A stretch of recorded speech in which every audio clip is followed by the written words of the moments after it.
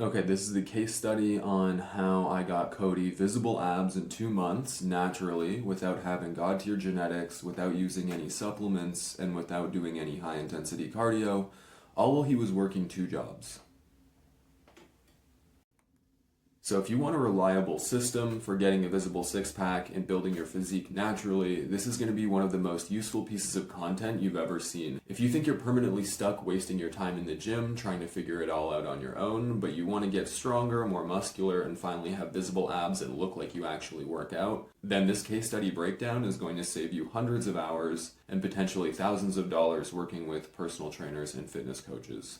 So my name's Warren, and in this document, I'm going to break down the exact step-by-step process of how we got Cody, a guy working 2 jobs who was tired of dealing with knee pain and trying to figure everything out on his own, to turn his body into an absolute weapon and shred 16.8 pounds of fat in under 60 days. So an important note before we get started, there's a lot of information I'm going to cover in this video, so please put aside all distractions, put your phone on silent, close all other tabs you have open, and pay very close attention to the following breakdown. If you plan on taking your physique to the next level and follow exactly what I'm about to show you, I promise you'll be able to get results in a very short time frame and have a massive advantage over your friends and other people you see spinning their wheels in the gym getting nowhere year after year. So here's some proof we actually did this. This is Cody in May 2024. This is him in July, so 2-month time difference between photos. And then these are his weigh-ins over that time. So we were taking weigh-ins quite frequently, but you can see the changes from May to July. And then this is a graph of his weight changes over that 8-week period. So before you waste your time watching this video, let's go over who this is for. This is for you if you want to go from skinny fat to visible six-pack without using dangerous supplements or committing to fad diets. If you want a system that consistently builds muscle and shreds fat naturally week after week, you're in the right place. If you want to actually learn how to get the body you want without wasting money on overpriced personal training or online programs, you're in the right place. If you aren't where you should be based on the amount of effort and time you've already put into the gym, this is for you. If you're afraid of injuring yourself or wasting time working like a dog doing the wrong stuff in the gym and not even seeing the results you should, this is for you. If you're suspicious of fake natty influencers that promise they can get you jacked with their bullshit supplements and protein powder, and their generic copy-paste training routines, this is for you. If you feel like you're going to miss out on the better parts of life because you still don't have the physique you've always wanted, this is for you. If you're envious of the guys you see online who are far less dedicated but have all the gains, and you hate that despite all your hard work, you still barely even look like you work out, this is for you. So real quick, let's just talk about what this isn't about. This isn't about using shady supplements and steroids that can ruin your health and waste your money. This isn't about following traditional and outdated training methods and bro science. And this isn't about putting in hours of work on diet and training and not looking any different. And here's the truth. You can absolutely start off skinny fat and get an aesthetic physique with visible abs without having to take dangerous supplements, running fad diets, or doing even 1 minute of high-intensity cardio. However, most people don't know how to do this because they don't understand 3 things. 1. How to build and structure a training program that consistently yields results. 2. How to structure in adequate rest and recovery to prevent burnout, making it possible to actually stay consistent over the long term. And 3, how to determine whether they should be bulking versus when they should be cutting to actually arrive at their goal rather than flip-flopping and never reaching their true potential with their physiques. But if you're watching this video, you're already on the right track to stopping yourself from making simple, avoidable mistakes.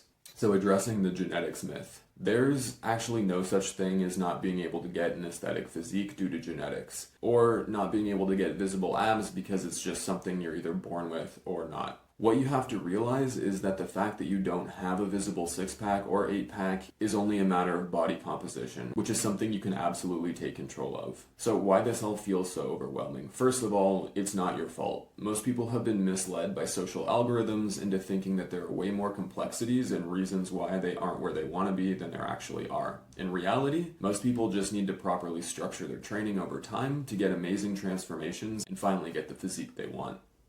So if you want this to be you, we're going to go over exactly how to navigate around these issues mentioned above, how we managed to get Cody so diced that there were literally veins popping on his abs, how we fixed his knee pain so that he could get back to running, working, and pursuing his other goals pain-free, how we increased his strength by 24% in his muscle mass without him having to spend any more time in the gym than he already was, how to consistently break PRs while maximizing muscle growth, how we helped Cody do all this safely and in the shortest amount of time possible, and as a bonus, how he did all this without having god-tier genetics, using PEDs or other harmful supplements, doing a single minute of high-intensity cardio, and without spending more than 6 to 8 hours per week on his fitness as a whole.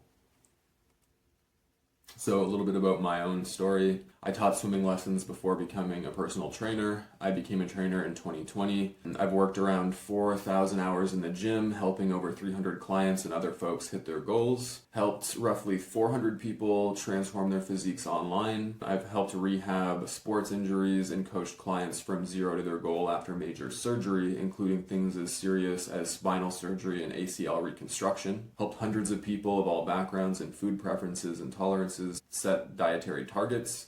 In 2021, I began developing my own personal training app, which has now tracked over 40,000 sets and roughly 350,000 reps across 51 people. I've coached people from 0 to 25 pull-ups and helped them to master bodyweight training. And I've helped clients condition themselves for specific sports like cricket, MMA, and even specialized physical fitness tests like the PAIR test for policing and military careers. So my initial success with all of this. I was able to transform my own physique from skinny fat to muscular with visible abs, leading friends and family to ask me to coach them to get similar results. My transformation was 100% natural and achievable without having good genetics. So the unexpected turn for me was, I started getting into fitness to rehab my own carpal tunnel syndrome at the time, and I actually fell in love with the natural bodybuilding process along the way, which is something I wasn't expecting. I discovered a process that not only worked for myself, but for a variety of different types of people looking to improve their physiques and overall fitness, and I turned this process into an app to help me better manage my training programs, both for myself and my clients.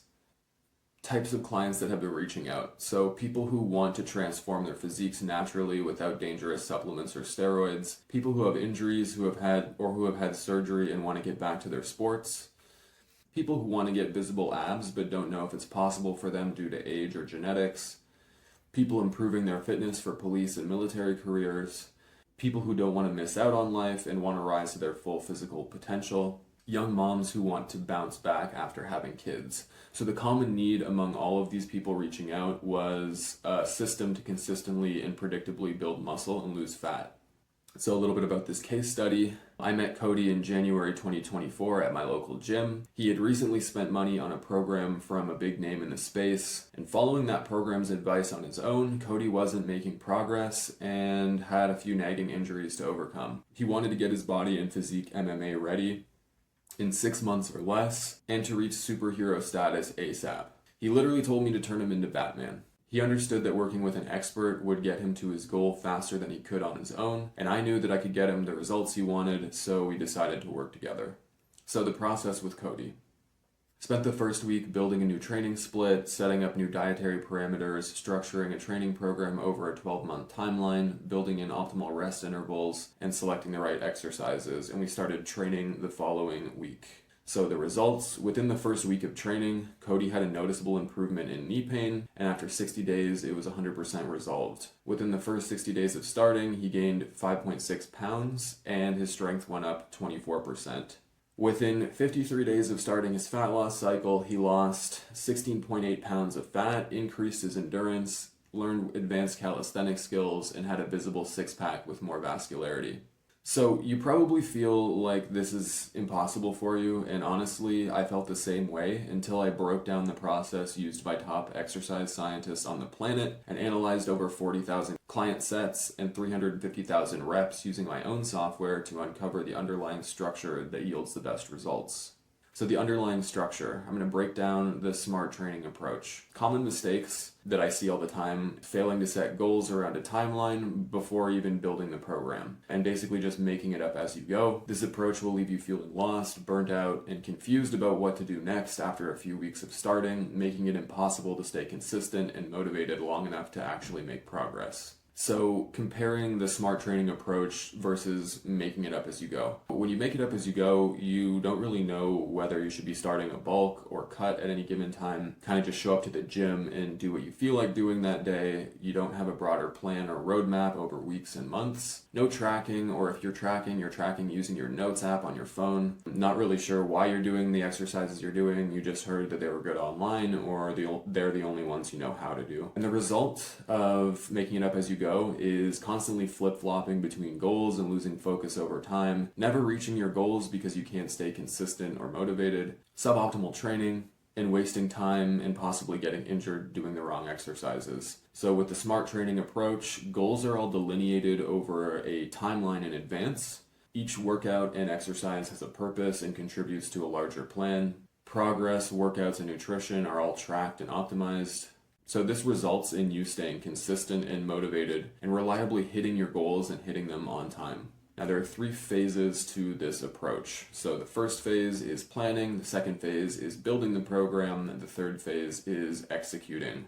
Here's the step-by-step breakdown of how I use the SMART training approach with Cody. So phase 1, the planning phase, the first step is the intake process. So the challenge here is I didn't know anything about Cody. I didn't know what he had been doing on his own. I didn't know if he had any injuries at all or any other limitations. So the solution was to document his height, weight, age, and body fat percentage, and to talk about existing injuries, limitations, and what he had tried in the past to get a clear understanding of his unique situation. The result: we established a baseline from which comparisons could be drawn and progress assessed along the way.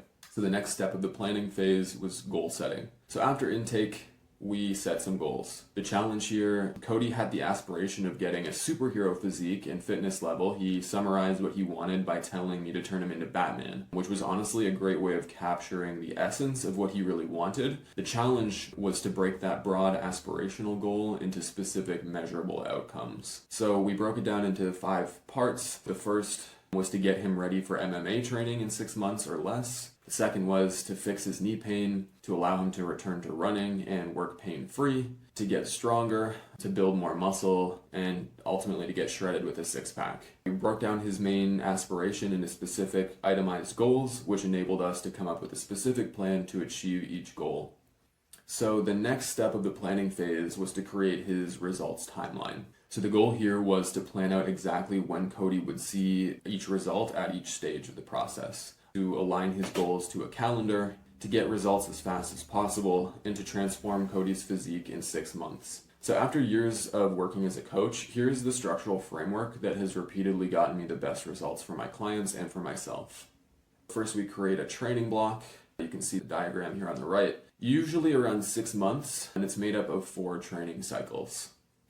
The first 3 training cycles are the active training cycles. They usually last around 8 weeks. The goal here is to actually put in the work, build muscle, lose fat, build strength. We're basically pursuing goals and putting in the work in these 3 active training cycles. Then the 4th and final training cycle in the block is a recovery cycle. It's typically 4 weeks long. We're trying to drop long-term fatigue, prevent injury, prevent burnout, and plateaus.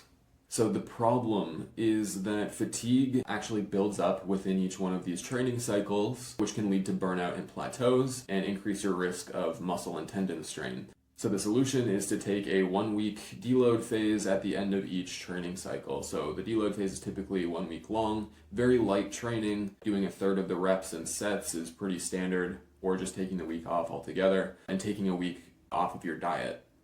So the result is that we are preventing burnout and plateaus, prevents muscle and tendon strain, and ultimately enables you to stay consistent. So the next step of creating the results timeline is to plot the goals that we set in the goal setting step. So based on Cody's goals, I know that he wanted to get stronger and build muscle, and we needed to fix his knee pain. So those were all top priorities. Started off his training block in January with a hypertrophy phase. This is also typically known as a bulking phase. The goal here was to diagnose and treat the cause of Cody's knee pain, to build muscle and strength, to gain 5 pounds and reach a body weight of 158 pounds. So some tips here for doing a bulk or hypertrophy phase is to limit the rate of gain to 1/4 pound to about 1/2 pound per week to minimize fat gain. And my own personal recommendation is to only start a hypertrophy or other bulk cycle if body fat is less than 15%, ideally closer to 10%, and this is going to prevent body fat from getting out of hand. Now, if you don't care about body fat at all and you just want to get as big and as strong as possible, then and you really don't care about body fat, then go ahead and start a bulk whenever. But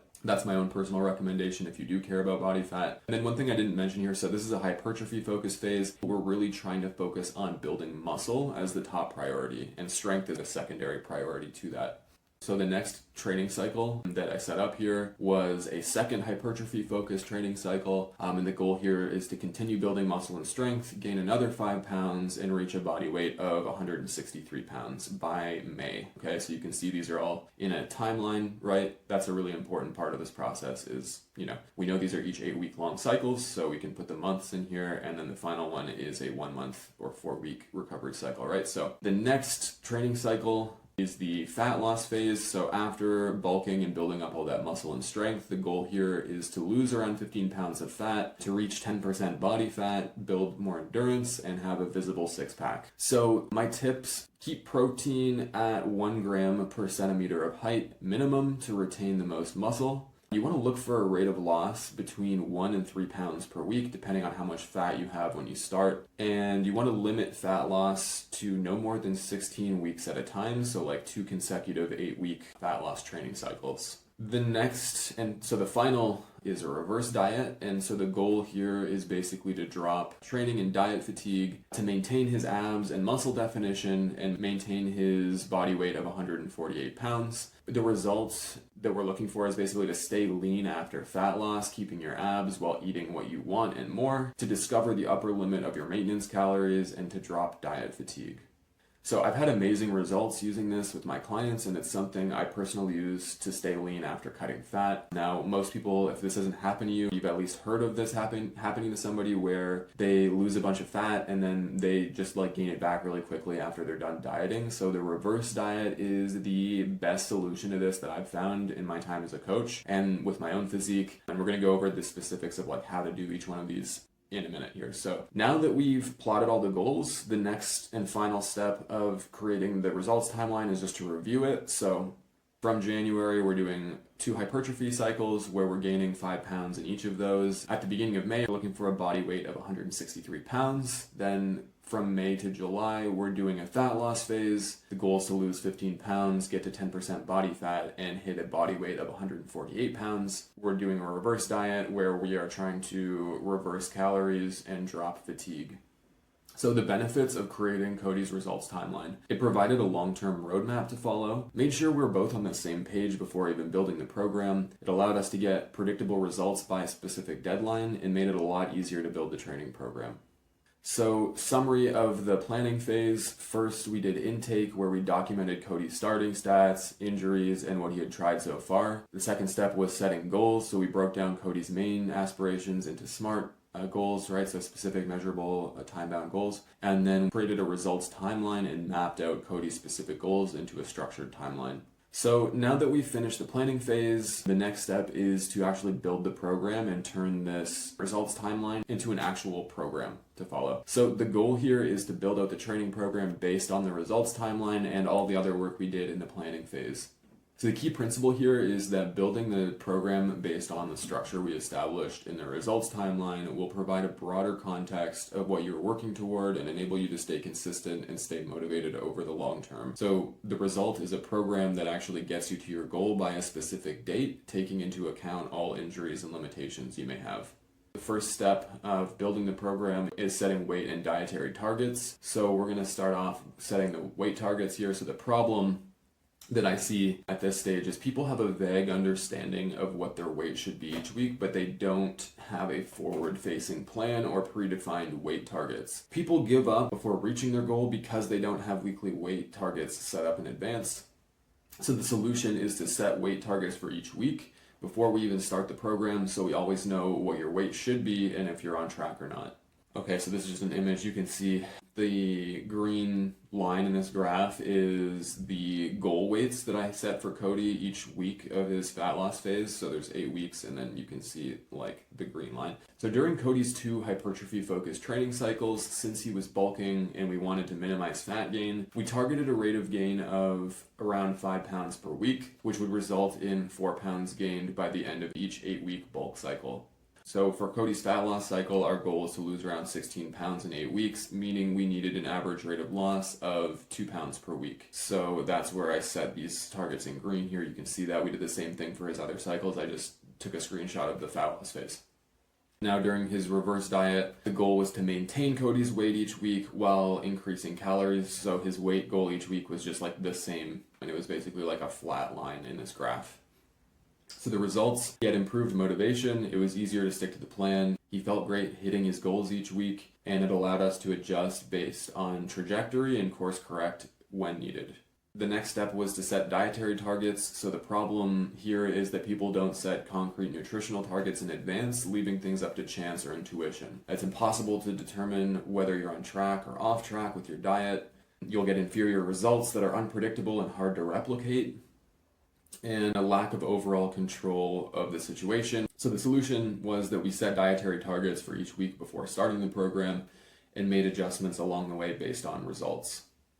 So here's some screenshots of the dietary targets that were set during his fat loss phase and during the recovery phase, and I'll explain a little bit more about how to set these targets for yourself here. So for protein, everyone wants to know about protein, right? It is important for all this. So I recommend keeping protein at 1 gram per centimeter of height per day. This is especially important during fat loss phases, a little bit less important when you're eating in a caloric surplus. And then during a fat loss phase, what I recommend doing is, and what I always do with my clients, is we start at base metabolic rate, or BMR, which is the lower limit of your maintenance calories. And if you haven't lost 1 to 2 pounds after 7 days, you're going to reduce the daily calorie intake by 100 calories and repeat. Okay, really great adaptive process for setting dietary targets around fat loss. And during the reverse diet, you're going to start your calories at your BMR. If you don't know what your BMR is, you can look it up online. There are like tons of calculators you can find online, and they're free. It takes like 2 seconds. You're going to start at your BMR and add 200 calories per week until your weight increases by 1 pound, then reduce by 200 calories, and your weight should stabilize. This is the upper limit of your maintenance calories based on your current activity level. So that's the reverse diet process for setting dietary targets. And then during these hypertrophy focused phases or any type of bulk where weight gain is the goal, we want to increase calories beyond the upper limit of your maintenance calories until you're able to sustain a rate of gain of no more than 1/4 pound to 1/2 pound per week to minimize fat gain. So if you're trying to gain like 3 pounds a week, you're going to be putting on a lot of extra fat, which is totally unnecessary. And it just means you're going to have to cut that fat later. And you're going to get a lot of other things that go with that you may not like about gaining extra fat. So the results, there was a sense of purpose with diet each day, tight control over outcomes. We're able to predict changes to body composition in advance, able to maximize muscle gain and fat loss, and better overall health and fitness. So now that we've set weekly dietary and weight targets, it's time to optimize your training split. The challenge here is that people often wonder what the best training split is, or other people are so set in their ways that they never even stop to consider if their training split is the best way to approach their goal. This leads to inefficiencies and gaps in their training, which results in some muscles outgrowing others and them leaving gains on the table. My solution is to ask 2 questions. So these are the 2 questions I use to discover what weekly training split is best for each client. Question 1, how many days per week can you guarantee that you will actually work out? Many people overcommit on paper, saying they'll work out 6 to 7 days per week, when in reality they only make it to the gym 3 to 4 days each week, leading to training gaps and suboptimal training. There's no point in making the perfect training program on paper if you don't consistently complete it as intended. This is so true. Like, so many people just spend all this time like brainstorming and researching the perfect training split, but like realistically, if you don't actually go to the gym, that number of days per week, and you don't actually follow that plan, then you're just creating gaps in your training for stuff that you should be fulfilling that you're not, and it's just completely pointless. So the first question is how many days per week can you guarantee that you'll actually work out? Super important.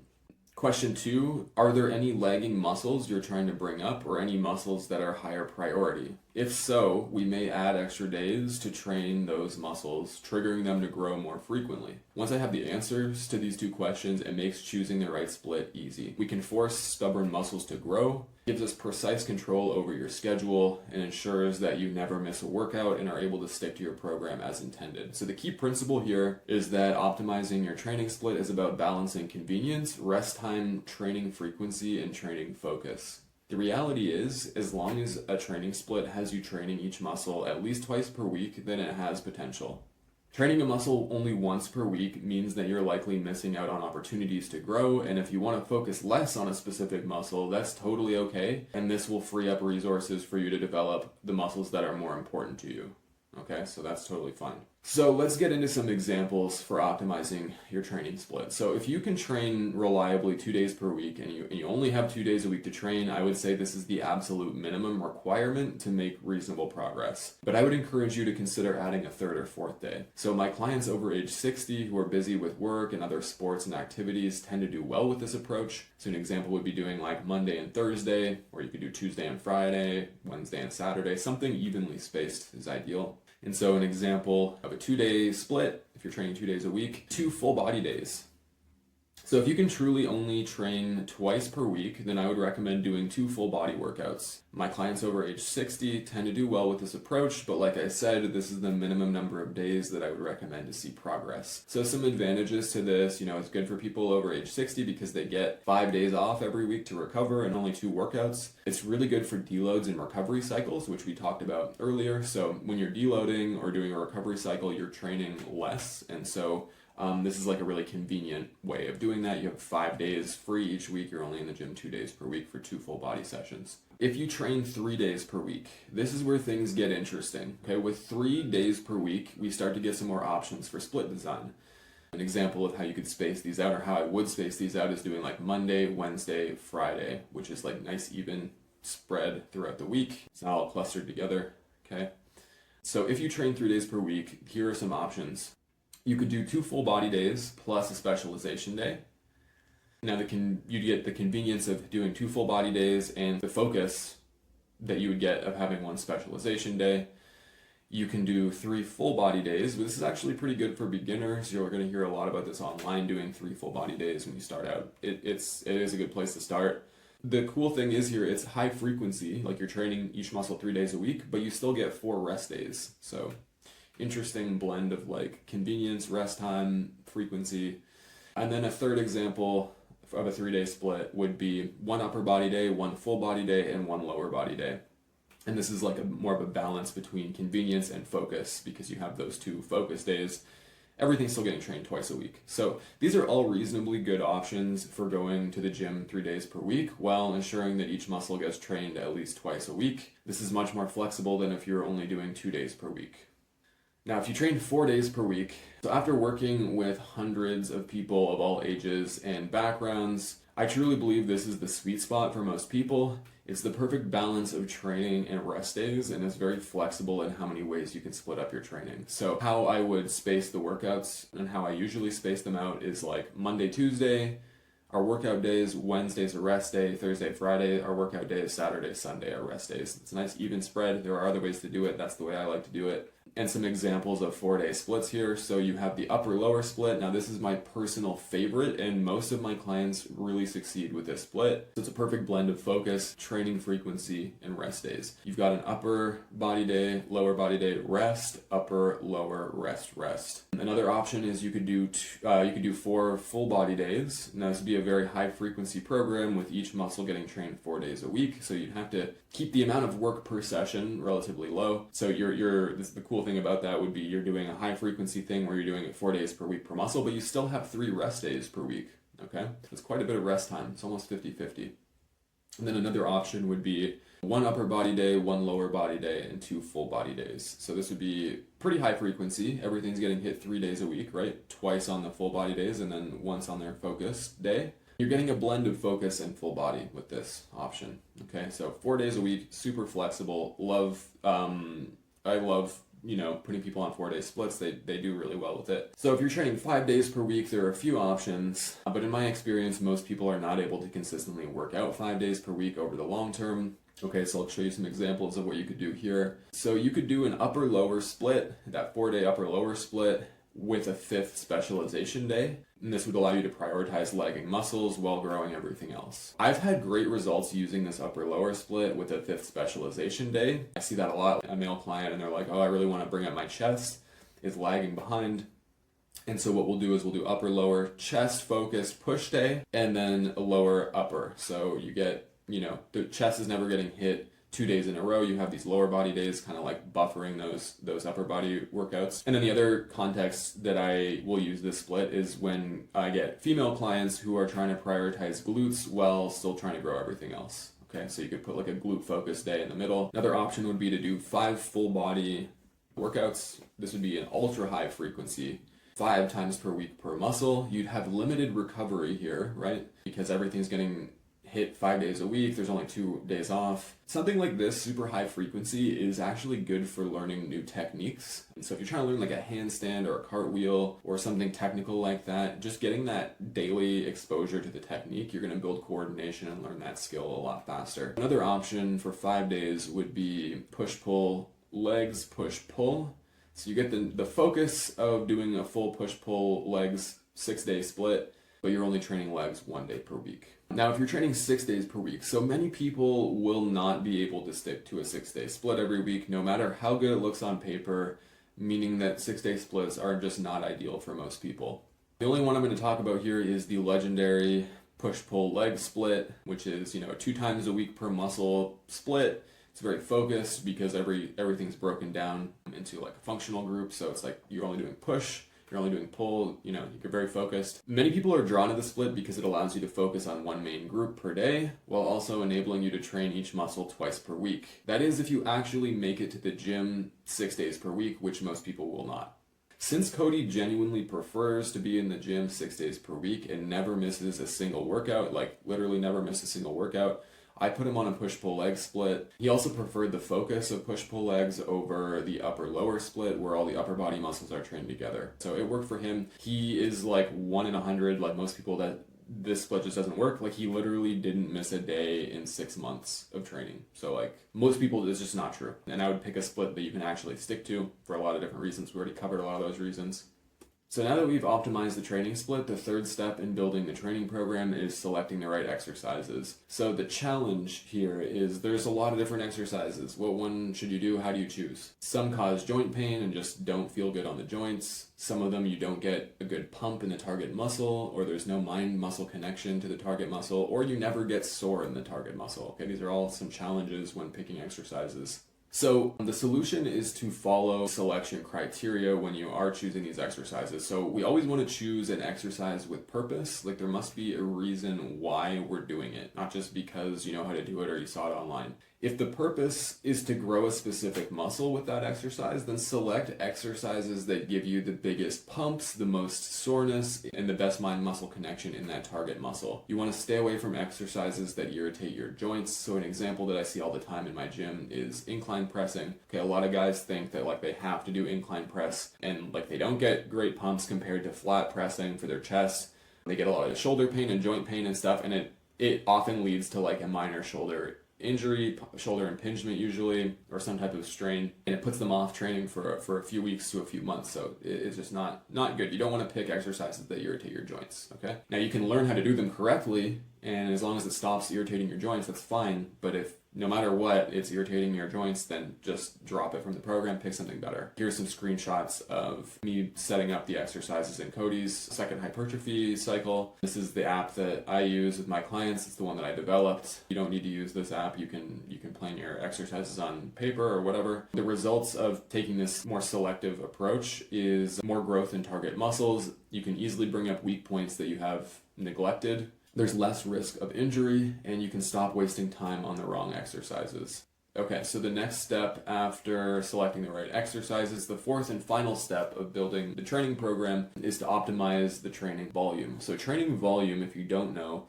is defined as the total number of working sets. So for example, when we're talking about bicep training volume, we're talking about the total number of working sets allocated to biceps. So the goal here is to allocate the ideal number of sets per week to each muscle to maximize growth. And when we're talking about sets, we're talking about working sets, okay, not warm-up sets. So another goal of optimizing your training volume is to strategically manage fatigue, to prioritize the muscles you're trying to grow and deprioritize the ones you aren't. So let's talk about high volume versus low volume training. This is a very controversial topic. I don't know if you've heard people arguing about this or seen people arguing about it online.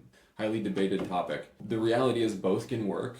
The higher the volume, the higher the fatigue. Makes sense, right?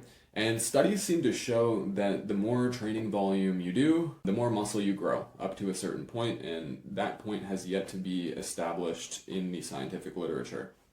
So, the other thing I want to talk about here on the topic of volume is progressive volume versus static volume. Depending on the client and the training phase, I may use a progressive volume model where the number of total sets increases each week, ideally in tandem with the client's adaptation to training. This dynamic approach to training volume is a great way to balance training fatigue and stimulus over time. Now, most people watching this probably haven't heard of or considered doing a progressive training model, progressive volume model with their training, and they're probably just doing something static where they're doing the same number of sets each week for the last 5 years straight or whatever. Like, it just doesn't change. Each approach will have its advantages and disadvantages and contexts that are suitable to use each one. So the key concept when optimizing training volume, it really comes down to balancing training stimulus and fatigue/recovery. So how many sets you're able to recover from per week will depend on how many days per week the target muscle is being trained, how long you've been training for, your age, and how many total sets and other activities you're doing each week that are contributing to fatigue accumulation. The first step is to select a volume model, either static or progressive, depending on the training cycle. Then to allocate enough sets to each muscle to cause growth, respecting the limitations of how many sets someone can recover from each week. And this is one reason I actually made my training app. It allows me to easily control training volume for each muscle over time. If you're doing this without an app, you can also plan this in a spreadsheet or with pen and paper. It's totally fine. It's a little trickier to manage all this stuff. You can see his pec volume over the 8-week period. You can see that deload at the end where there's a dip in training volume, and then you can see how it's progressively the number of sets is increasing week to week. Now, the results of optimizing training volume is you get more targeted growth, more sustainable training, less overtraining/burnout. You'll bring up lagging muscle groups, and you can squeeze the most growth possible out of high priority muscles in the shortest period of time. So, a summary of phase 2, building the program. The first step was setting targets. So we set diet and weight targets for each week of the training cycle in advance. Step 2 was to optimize the training split, so determine the ideal weekly training schedule by answering 2 key questions. Step 3 was to select the right exercises. Based on our selection criteria, we only choose exercises that have a purpose. And the final step of building the program was to optimize training volume and to allocate the ideal number of sets to each muscle to maximize growth and manage fatigue and recovery. So now that everything's been planned and the training program has been built, it's time to execute the plan and actually start training and dieting. First order of business was to fix Cody's knee pain. So Cody's knee pain would prevent him from starting MMA and building muscle in his legs. It interfered with his day-to-day activities at work, forcing him to choose between his fitness and his career. He wasn't able to run anymore, which is something he genuinely loved to do. So my solution, we traced the cause of his knee pain to tight quads. We stopped all exercises that contributed to quad tightness. We started stretching and rolling the quads to relieve muscle tightness. Now, guys, I actually see this all the time in my time as a coach. Like, so many people come to me with knee pain. I'm going to break it down with this diagram right here, how this works. So people come in, they have knee pain. If you see this diagram of the joint itself, they feel pain in the front, in the middle of their knee. Okay, like in the front of their knee. So you have the kneecap, it's called the patella, and then below that is the patellar tendon. And this usually gets strained when the quadriceps tendon, which is also connected to the kneecap, is tight. And the reason the quadriceps tendon is pulling on the patella and the patella tendon is that the quad muscles themselves are tight. So the strategy here is to relieve quad tightness, and that's going to loosen up all the undue pressure that's being put on the patellar tendon and the patella and the quad tendon. So the results, Cody felt some minor relief immediately after treating the quad. And this is something I see all the time with my clients. Like they'll come in with like chronic knee pain. I've had this for years or whatever, months, years. Hurts when I go up the stairs. It hurt when I came up the stairs today to the workout. And then we treat the quads, we roll them out, stretch them, and then like literally that instant, the knee pain's gone. They're able to walk up the stairs, they're able to do all this stuff, no knee pain. So it's pretty cool once you figure that out. A lot of joint pain, by the way, comes down to tight surrounding muscles, so that is always the approach that I take. So Cody was able to return to work and return to running pain-free. No more knee pain walking up and down stairs. He was able to resume quad training and start growing his legs again, and set up to start MMA training with a reduced risk of serious injury to his knee.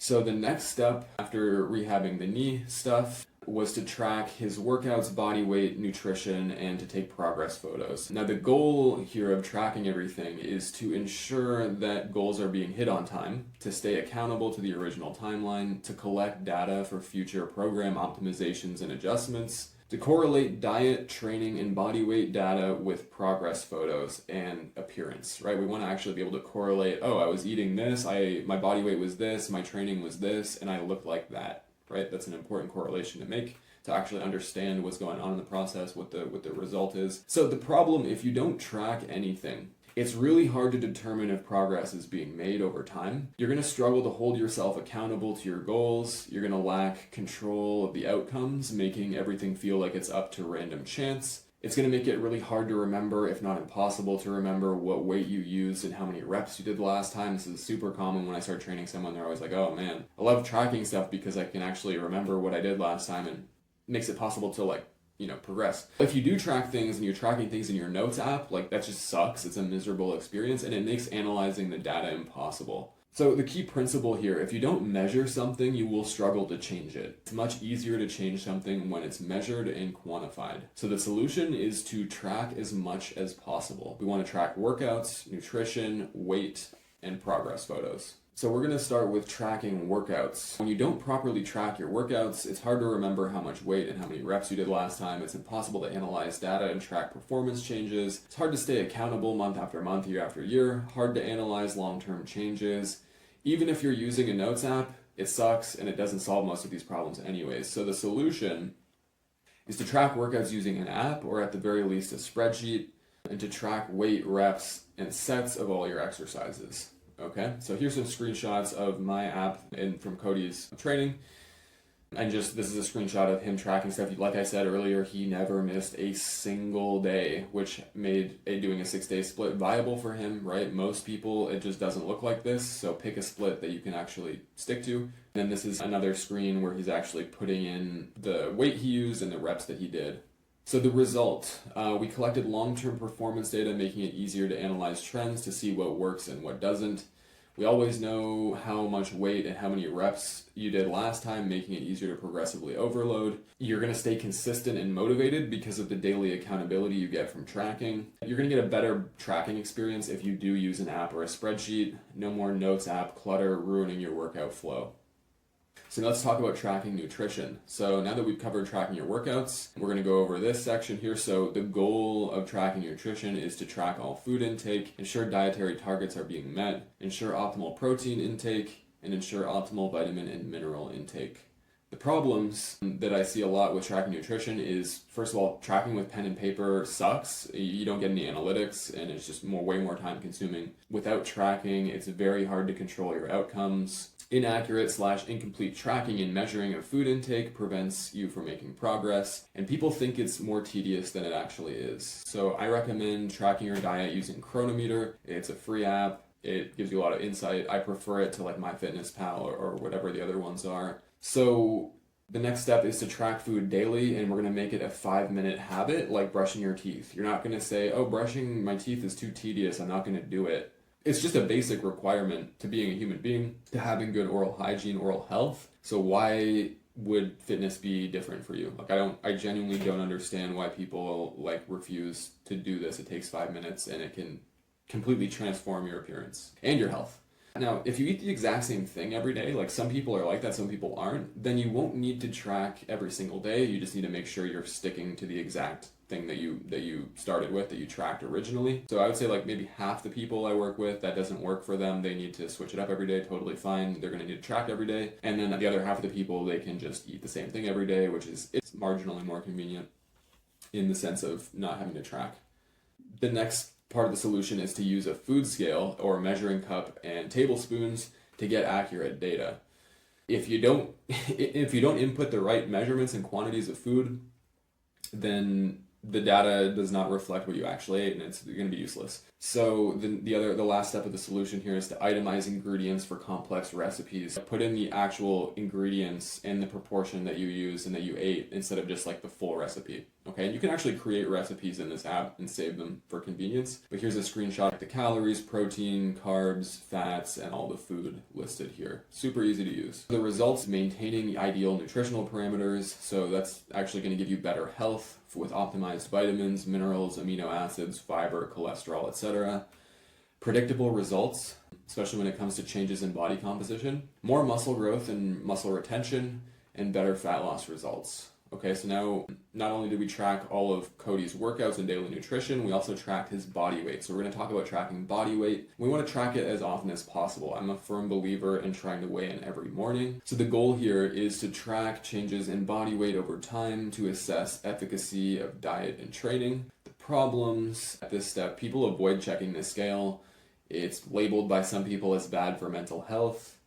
I totally disagree. And then, people's weight fluctuates throughout the day, which makes it a little confusing for them. So my solution to these problems, the first one is just to confront the reality of the situation. So stop avoiding the scale because it makes you uncomfortable. Getting out of your comfort zone and confronting reality is often a prerequisite for making a change in your life, okay? The next part of the solution is to weigh in at the same time every day, ideally in the morning before you eat anything. And then the last step in the solution is to compare weekly lows. So your lowest weight last week, you're going to compare that with your lowest weight this week. And this is going to help normalize for temporary changes in digestive bloat or fluid retention. Okay, here are screenshots of us tracking Cody's body weight in each training cycle in chronological order. So you can see his weight. We set the goal weights in green. He put his weight in. That's the white line. And so we were tracking these changes over time. The result was that Cody got results ahead of schedule. We were able to adjust diet based on weekly and even daily changes in weight. So if he's losing weight too fast, or he's not losing it fast enough, or if he's gaining weight too fast, we can actually change that because we tracked his changes in weight. All right. If you don't track that stuff, you won't be able to adjust, and it's just a mess. He stayed accountable to his diet, and he was able to visualize the big picture throughout the process. Now that we are tracking workouts, nutrition, body weight, it's important to correlate that data with what we see in the mirror. So we're going to be talking about taking progress photos. So the goal with taking progress photos is to document and assess visible changes in the appearance of your physique over time, and to correlate visual results with the other parameters we're tracking, like body weight and nutrition. So the problem is that we see ourselves every day and we may not notice incremental changes. We'll quickly forget the details over time, and all of the numerical data that we get about strength, nutrition, and body weight are abstractions of the results and progress we actually want to see. The solution is we take frequent progress photos to assess visual changes in your physique over time. The result of doing that is we have a visual record of physique progress, and we're able to associate visible changes in physique with weight, nutrition, and workout data. And we have proof that the process works with taking these photos, right? You can see the changes over time and document them. So the third and final step of the execution phase is to make adjustments. So after the program starts, adjustments are made along the way as needed. This may be changes in dietary targets based on weight changes in exercises based on which are giving the best quality training to a target muscle and which are causing joint pain or other problems.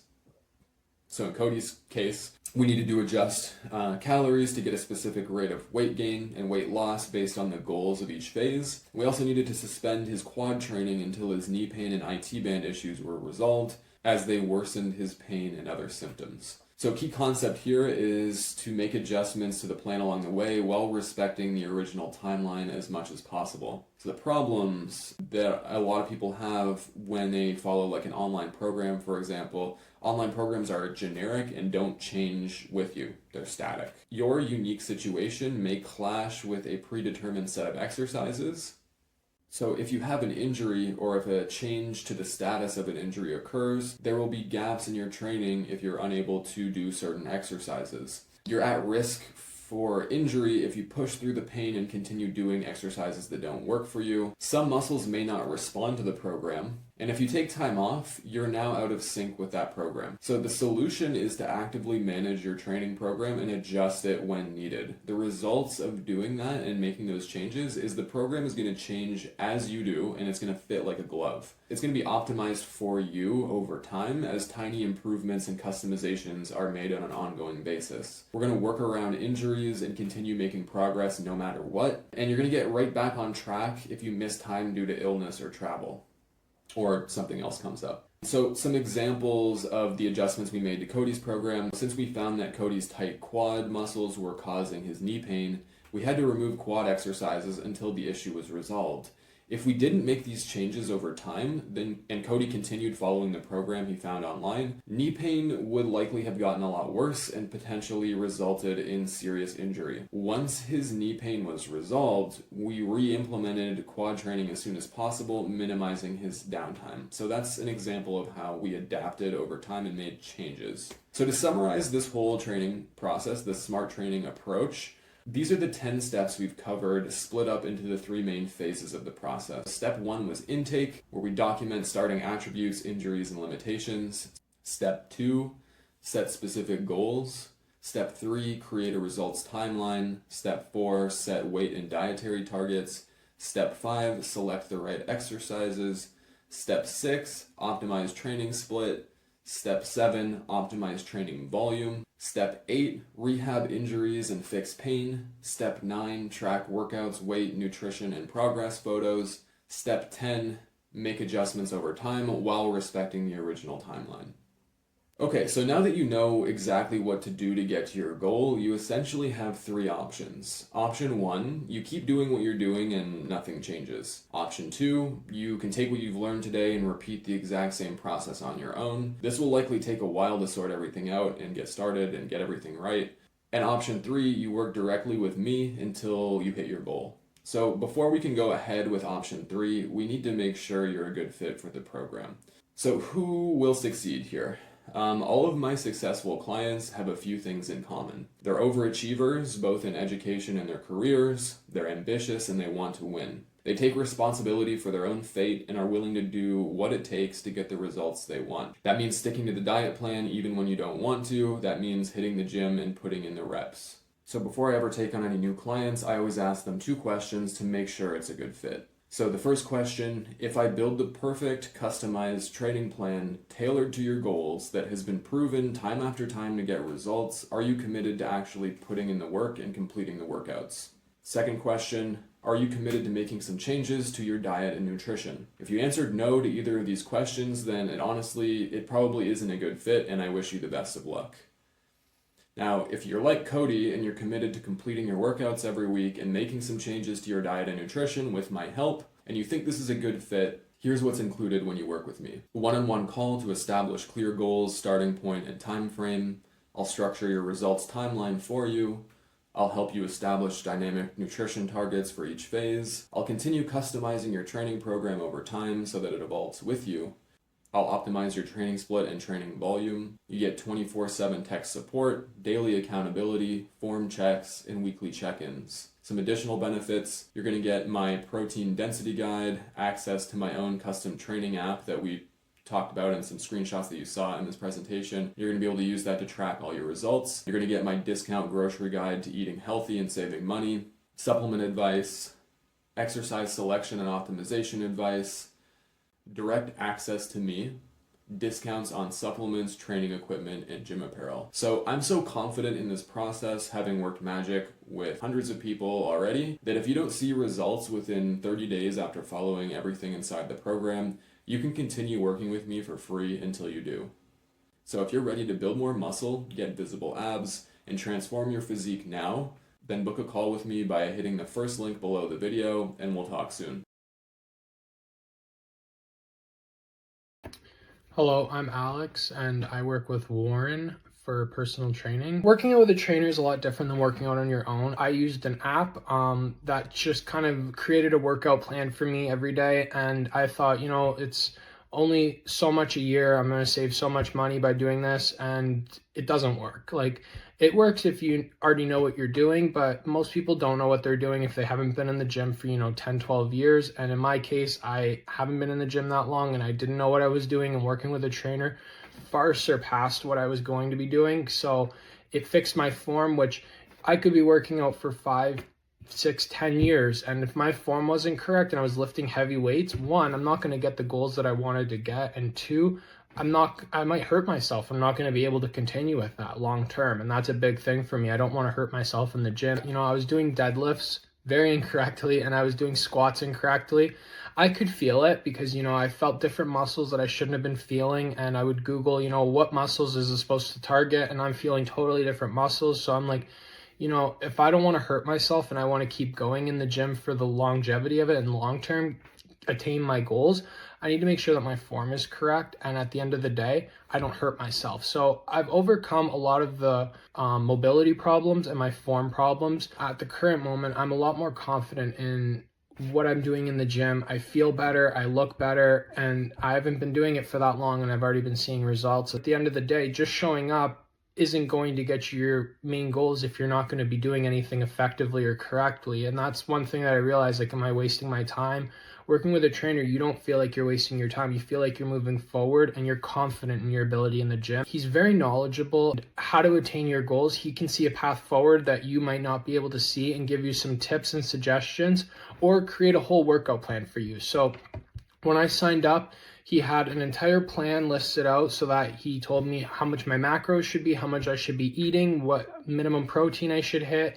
He gave me like a timeline because I never really realized it. But when you're working out without a plan, if you do anything in life without a plan, you don't see a path forward. So he created a plan for me where 8 weeks doing this, 8 weeks doing this, 8 weeks doing this, so that I could get my goals in an actual time frame that I can see. So before I was like, I want to tone out, I want to lose weight, but I want to build muscle. And I'm Googling the internet. I'm like, should I be cutting? Should I be bulking? Should I be doing this? And everyone gives you a different answer, where Warren told me, this is how you do it.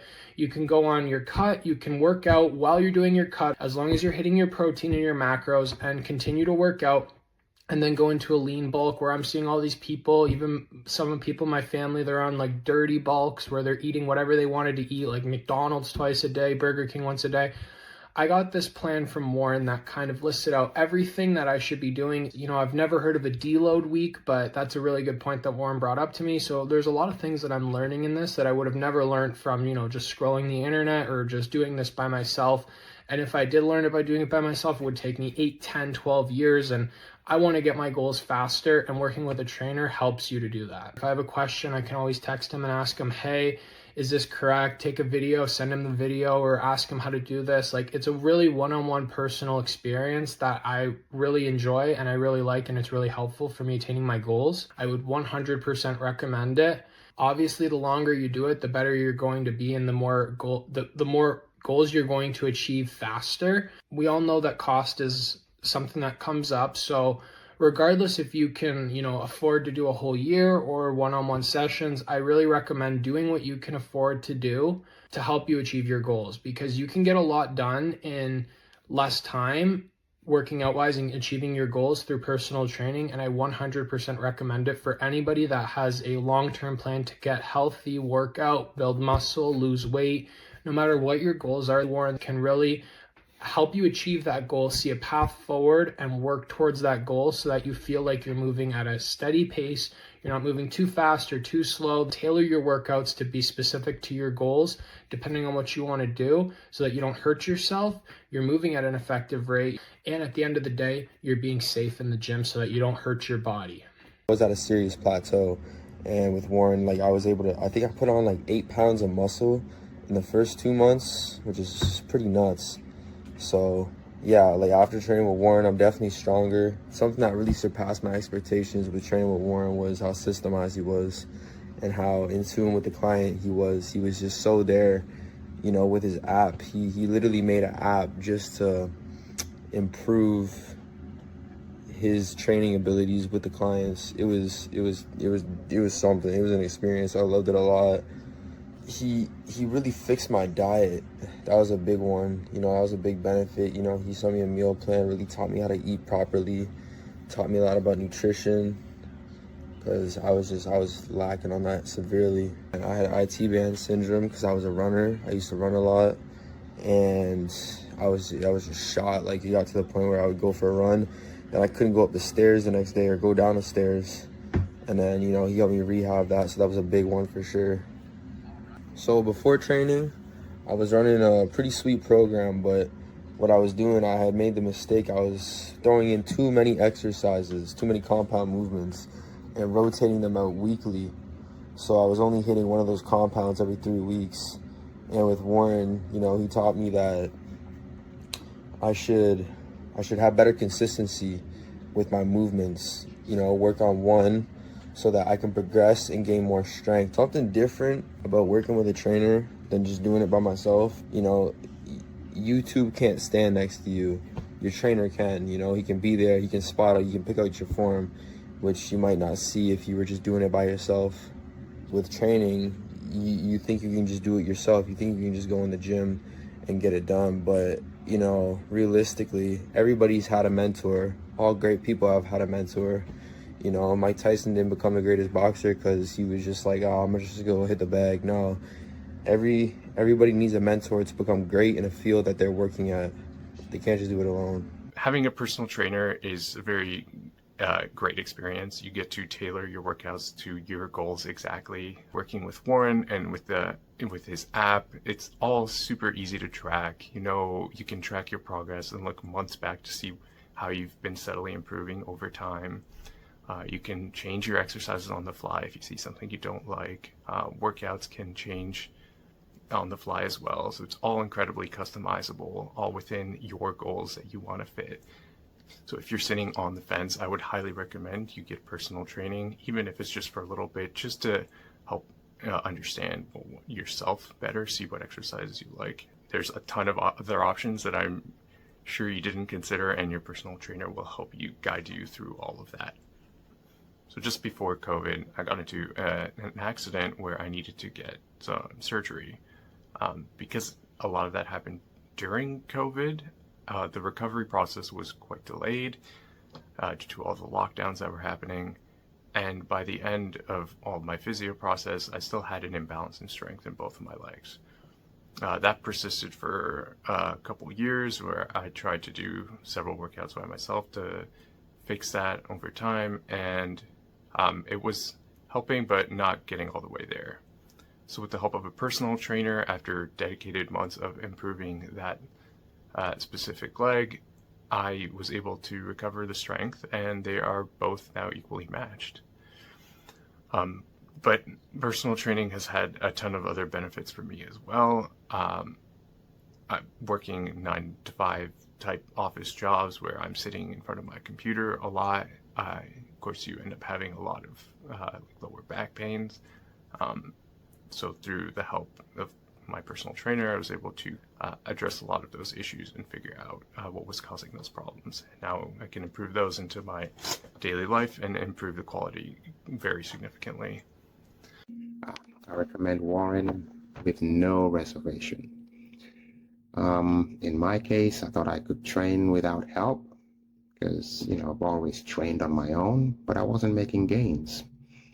When I started training with Warren, he designed a program specifically for me, and the gains were tremendously noticeable. The success of the fat loss phase was amazing, to be honest. And success of the leg and glute strength exercises was also amazing. It's just impressive how over the weeks you could see, or I could see myself getting better. I've come to realize it's best to let an expert lead my training journey as opposed to me trying to do it all on my own. I would specifically recommend Warren because he doesn't only train you, but he also has the app that he keeps track of your progress, and you can also keep track of your progress. So before training, I had difficulty walking after my spinal cord surgery. Also, I could barely lift a 5-pound dumbbell over my head. Now,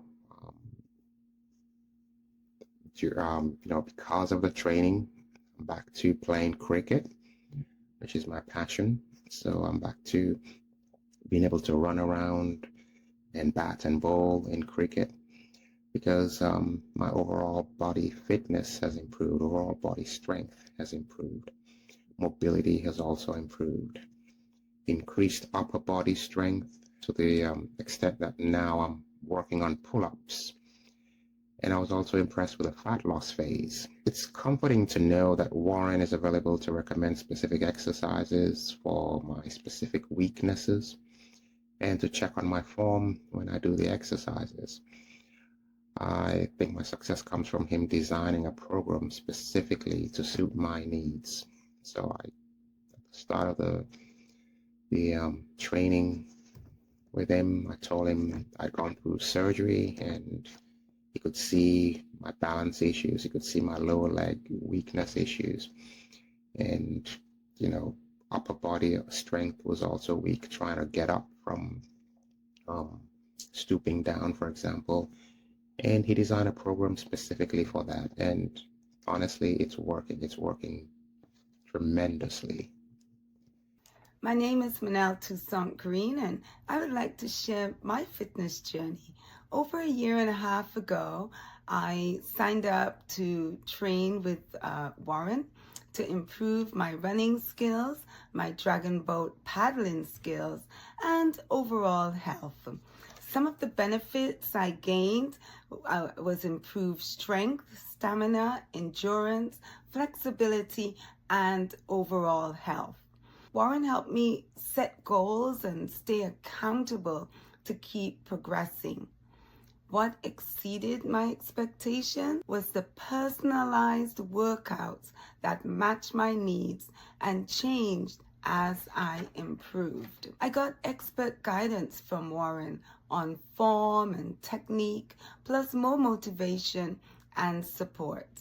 My strength and health have improved despite some health challenges. So, what would I say to someone thinking about signing up with Warren for training?